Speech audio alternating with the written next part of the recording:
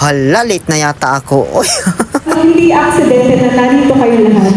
This is part of God's plan. Ayan, naririnig ko na boses ng CEO. Naging blessing din po nag-grow ng You Glow Baby. So, ito na. Dahil nga sana imbitahan tayo sa You Glow Babe Influencers Night 2025 na di ko pa rin talaga mawari ba't ako naimbitahan kay wala man sa milyon ang followers ko. O, syempre, una kong gagawin, magre-ready ng isusuot. Wala nga man magsando ako doon. Ito nga, nahirapan akong mamalansya ng susuotin ko. Wala man kasi kaming kabayo.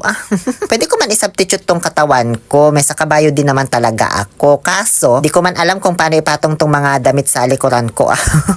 Bali, shades of pink pala yung attire namin doon sa Influencers Night. At aware naman ako na mayroong award yung best dress. Kasi nakalagay naman yun sa invitation para gandahan mo talaga yung isusuot mo. Isip-isip ko, kailangan ko pa bang makipagkompetensya sa ganong award ba? Wala man akong wardrobe, wala akong stylist or makeup artist, ganon. Diyos ko, isuot ko na lang kung ano yung pagkatao ko man. Nakita ko lang din sa online itong pink na jacket. Pwede na to, wala man sinabing formal attire doon sa invitation. Basta come as you are in shades of pink, ganun. Teka lang, ba't ko pa pala pinaplansya tong mga to? Tutupiin ko din naman tapos isisilid sa backpack pag bumiyahin ako pa Maynila. Magugusot din naman pala. Ngayon, papunta na po ako sa terminal ng bus. Sinuot ko na yung outfit ko. Lalo lang kasi magugusot pag tutupiin ko pa. Huwag kang ano dyan, naka 3 wheels ako papunta dito sa terminal. At ang taray pa nitong nasakyan kong bus para ka lang papasok sa resto bar. Maaga pala ako bumiyahe, 8:30. Kasi abot din 5 hours yung biyahe mula Pangasinan hanggang sa Cubao, Ibabaw. Tapos alas 6 naman ng gabi yung start ng event. Nagsuot akong mask kasi medyo nahihilo man ako. Around 1:30 PM, nakarating na kami dito sa Cubao, Ibabaw. Sa may mismong terminal ng 5-star na ako bumaba, tapos lakarin ko na lang hanggang Araneta Senta. Kasi sa may Novotel Cubao yung venue. Nagbook pala ako ng hotel para man makapag-retouch kahit papano. Kasi nakakahagard bumiyahe, pero din ako nag-video-video doon kasi dito lang naman yan sa may mga gilid-gilid. Tapos di ko rin kasi sure kung hotel ba talaga yung nabook ko o motel. Kasi yung mga kasabayan ko, puro 2 hours, 3 hours, ganun lang yung kinukuha. Tapos yung mga nakakasalubong kong nag-check out, puro basa yung buhok man. Ngayon, nakabihis na ako, nakapag-retouch na rin at papunta na ako sa may Novotel Cubao. Walking distance lang naman mula doon sa motel. Si Izel pala yung nagbibideo dyan, yung kaibigan ko. Sakto, nag-work man yan sa Watsons dati, kaya chinat ko. Para make-upan man ako ng konti ba, para lang hindi ako magmukhang gusgusin doon. Thank you so much, Izel, kahit plancha ng buhok yung dinala mo. Sinabihan ko man kasi siya magdala ng plancha para sa damit ko kasi nga nagusot, diba? Diyos ko, ang dala man ni plancha ng buhok. Oy. At ayan na pala yung Novotel, yung mataas na building na iyan. Saan ba entrance nito? Uy, malayo-layo pa pala. Mukha lang kasi malapit kapag natatanaw mo na, pero ang layo pa pala ng iikutan ko man.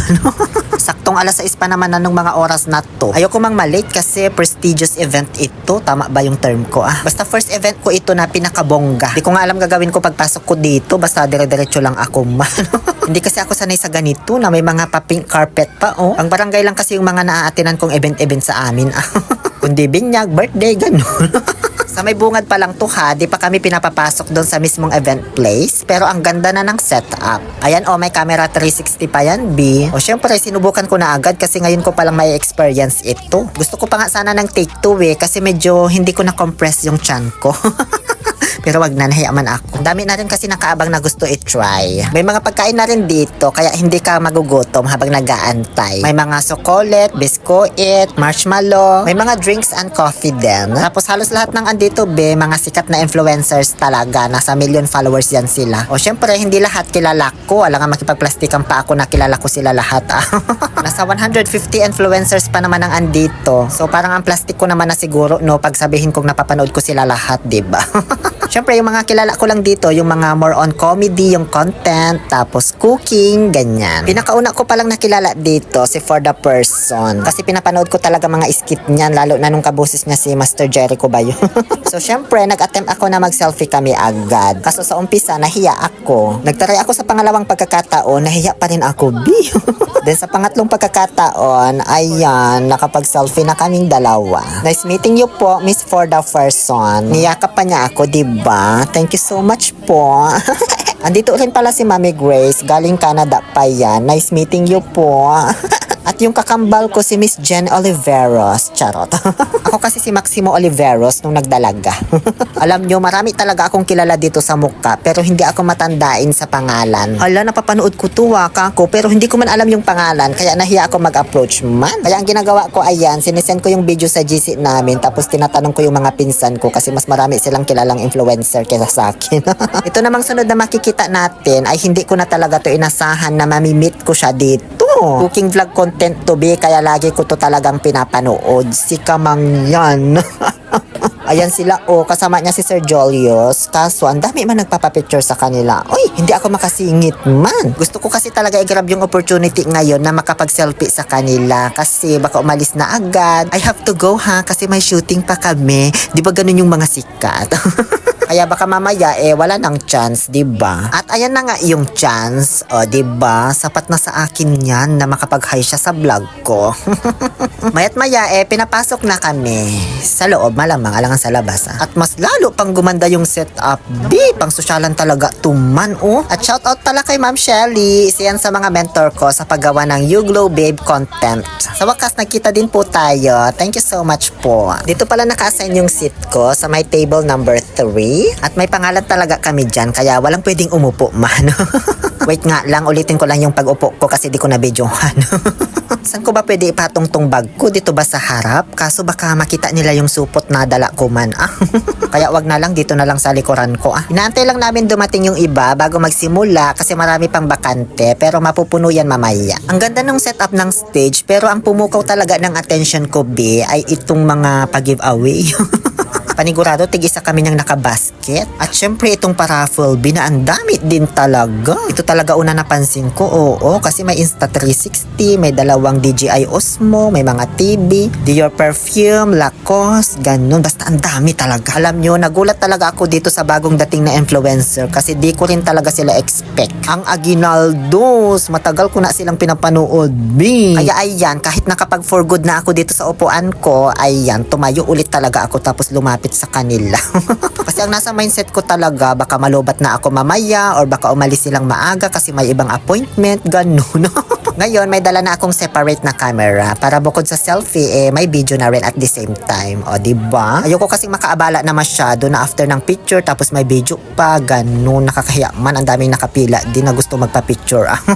Mayat maya, dumating na rin ang Camp Pinpin. Di ko rin to inasahan na makikita sila. Actually, lahat, wala akong idea kung sinong makikita kong mga influencer dito. Kaso gustuhin ko man, hindi na pwedeng tumayo. Kaya hindi na ako nakapagpa-picture sa kanina nung mga oras na ito kasi pinatay na ang ilaw dahil magsisimula na ang You Glow Babe Influencers Night 2025. The time has come. At pagbukas ng ilaw, biglang lumabas ang mga bagong miyembro ng Akatsuki.